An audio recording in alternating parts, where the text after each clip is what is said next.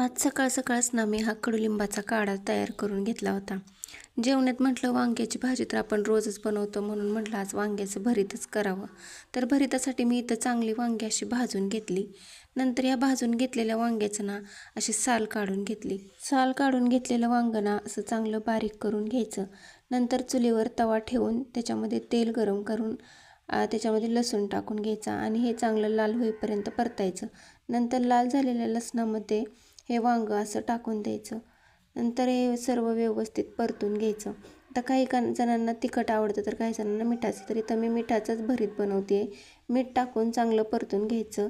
चांगलं व्यवस्थित परतल्यावर त्याच्यामध्ये मग तुम्हाला जर हवं असेल तर तुम्ही ह्याच्यामध्ये नाही का जिरं मोहरी पण टाकू शकता. तर मी तर नाही टाकली. मग थोडीशी कोथिंबीर टाकून व्यवस्थित परतून घ्यायचं आणि हे तयार झालेलं भरीत बाजरीची भाकरी किंवा ज्वारीच्या भाकरीसोबत खूप छान लागतं. नंतर ना हा मला काढा प्यायचा होता. आता हा काढा पिणाऱ्यांनाच माहीत आहे हा किती कडू लागतो तो. पण तो मला प्यायचा होता म्हणून तो मी डोळं झाकून पिऊन घेतला. आजच्यासाठी एवढंच होतं. बाय.